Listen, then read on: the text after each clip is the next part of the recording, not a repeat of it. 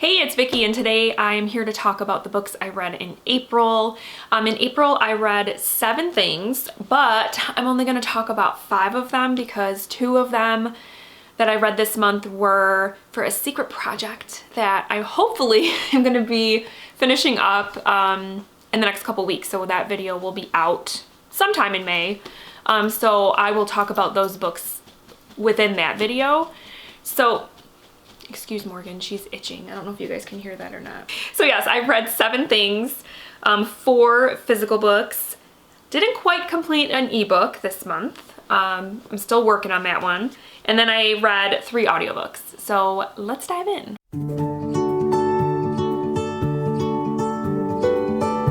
So the first book that I completed in April was a carryover from March, and that was Hearts in Atlantis by Stephen King. This is a collection of 5 stories that are interconnected, and they all center around the Vietnam War. So you have like characters that kind of are sprinkled throughout all of the stories in one way or another, but the kind of overarching thread is the Vietnam War and how it affected these characters. My favorite story in here was actually the very first story. It was called Low Men in Yellow Coats, and it had a very serious Dark Tower connection. That's probably why I enjoyed it so much, but it also was just a great sort of coming of age story set in the 1960s. So I really loved that one. That was my favorite story, but all of them really got anywhere from a 3 to a 5 star from me. So that's pretty good, because normally when I read a collection, there's usually a couple that I don't like or that I give 2 stars to, but these were all pretty enjoyable. And this collection is not like spooky or scary at all. It just sort of highlights, in my opinion, Stephen King's talent as a writer and his ability to just make these really interesting characters, because there were some great characters in here. So overall, whenever I read a collection, I rate every single story and then do an average, and this averaged out to a 3.8, so I rounded it up to a 4.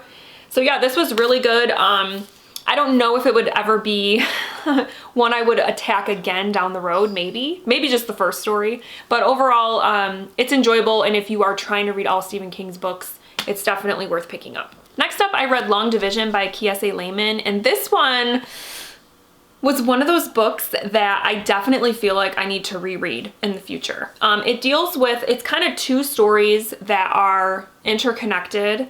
The first story centers around a teenage boy named City, who, after like a sort of internet embarrassment, I guess you could say, he goes down to stay with his grandmother, and she lives in rural Mississippi, and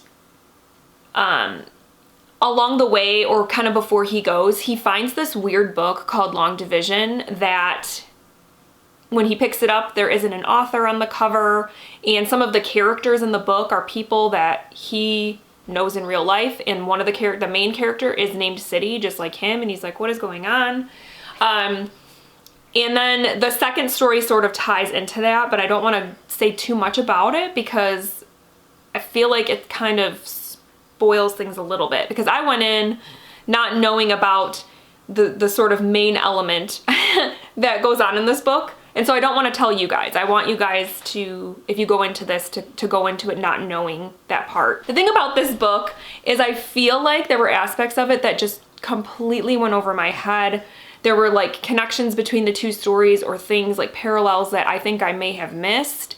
But I think overall it was challenging. It took me quite a while to finish this. It took me almost 2 weeks to read this book, and it's under 300 pages. When I did pick it up, I did find it enjoyable. I really liked City as a character. There's a couple other characters in here too that I really liked in the sort of relationship that City had with those characters. But there were also parts that were just extremely, like I said, confusing and went over my head, where I feel like a reread will definitely need to be in order for me to fully grasp and unpack this book. So overall, enjoyed it, but it was not an easy read, but it was a good read. I gave it 3 out of 5 stars. Next up, I read a book aloud to my kids. We tend to do that around here. And we read the Reptile Room, which is the second book in a series of unfortunate events by Lemony Snicket. And This series, I can kind of give you a synopsis of, it deals with these 3 children, the Baudelaire children. We have Violet, Klaus, and Sunny, and their parents die tragically, and they are sent to live with a relative. And their family has money, but they are not to get their inheritance until Violet, the oldest child, comes of age. And so the relative that they're sent to live with is a man named Count Olaf, who is not a good man. He is definitely one of those villains, though, that you enjoy reading him on the page. He makes you laugh, but he's also, like I said, terrible. So the series sort of is about that, because he's trying to get their money in one way or another. And it's just, the antics are just great. And so this is the second book in the series, and yeah, this series overall, my kids really enjoy it. I actually enjoy it too, because it is funny, but it is also dark, and just the way that it's written, where the author is directly addressing the reader, it's just a really fun and kind of unique way to write the story. And so my kids really liked it. I really liked it. We definitely are about to start the 3rd book, hopefully today. We want to keep going right away to find out where these orphans are going to head next, what's going to happen to them. We want to know. So yeah, we really enjoyed this. We gave it 4 stars. Next up, I listened to an audiobook. I listened to Kingdom of Fear, Loathsome Secrets of a Star-Crossed Child in the Final Days of the American Century by Hunter S. Thompson, and this was narrated by Scott Sowers. And I read this book, it fulfilled the Buzzword Reading Challenge to read a book with emotions in the title, so fear. And this is not my first Hunter S. Thompson book. I've read a few of his works, and so this one really isn't any different from his other works. He gets into, it's a nonfiction book. He talks a lot about politics and sometimes sports, because he was also a sports writer. He was a journalist, by the way. He's mostly known for his writings in Rolling Stone. And yeah, so a lot of his work ends up being serialized and sort of put into these books. And that's kind of what this was as well. And this one, he was talking a lot about the 90s, specifically the early 90s. And I guess with this one, it had the typical stuff you would find in an HST book. Like I said, the politics, the crazy antics that this man had, the good writing. There were some great segments in here writing-wise, but for me, I was slightly disappointed by this one, because I went into it thinking that this was a memoir where he was going to talk about his early days, his upbringing.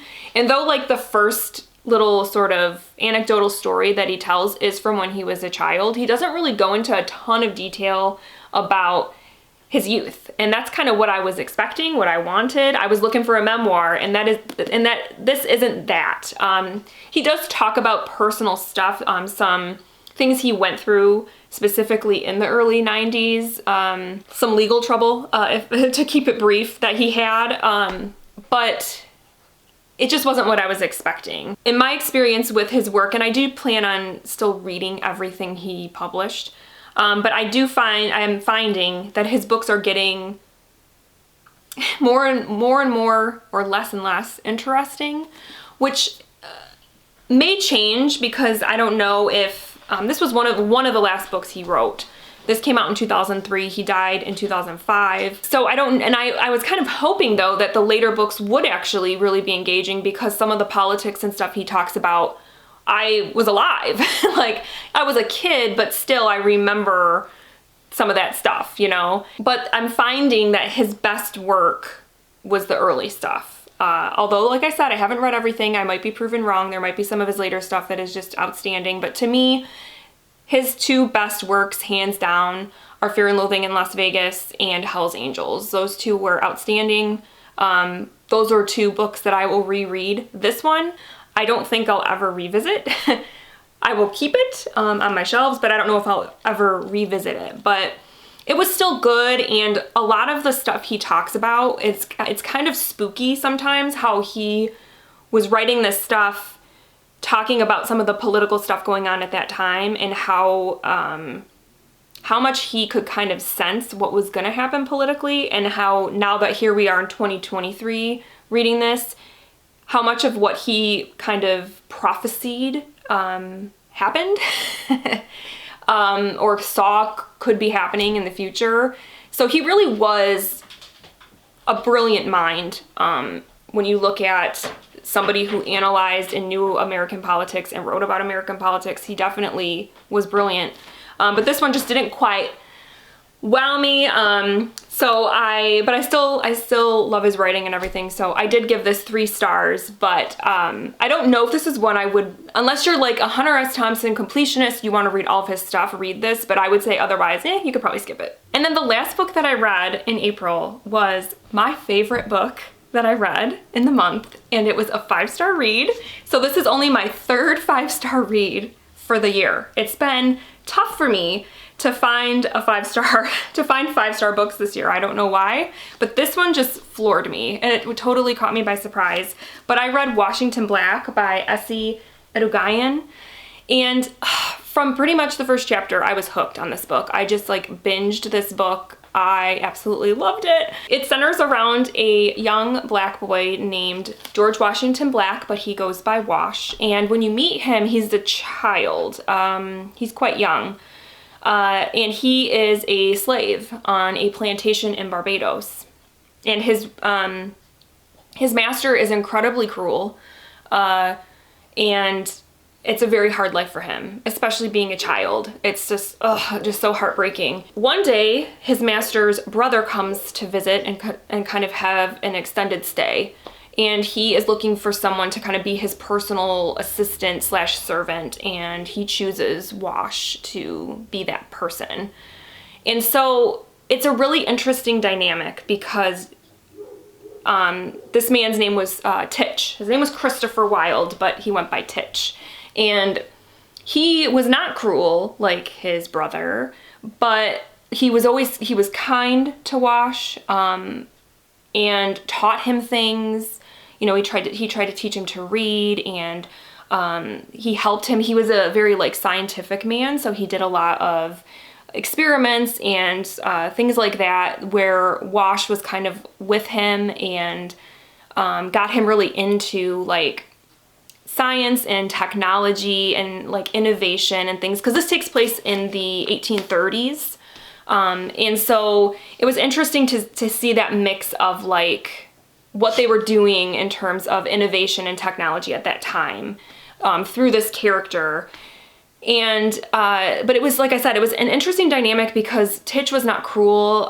He helped Wash in a lot of ways, but then also there was still that thing where it's like, this child is enslaved and you're not doing anything about it.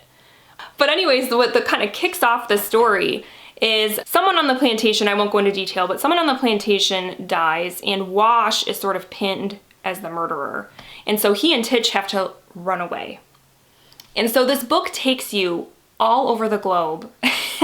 And so in many ways, it's also an adventure story in a way, because they go from Barbados to America, they go to Canada, the Arctic, Amsterdam, Africa. I mean, they're all over. They go all over. And it was so just fascinating to see that. And I think what really just did it for me with this book is that I think at its core, it's a coming of age book. You meet Wash, like I said, he's a kid at the beginning of the book, and you see him grow into a man. It was just so well done. It was brilliant. I loved this book so much.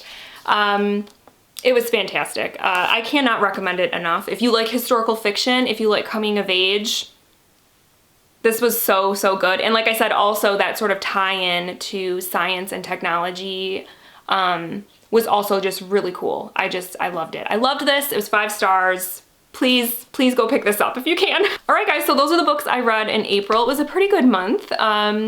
Yeah, let me know if you read any of these books and what you thought of them, because I would love to know. And tell me down below in the comments what your favorite book of April was, because I also want to know that. So that is it. I hope you guys had a great month, and I hope that May treats you well, and I will see you soon. Thank you so much for watching. Bye.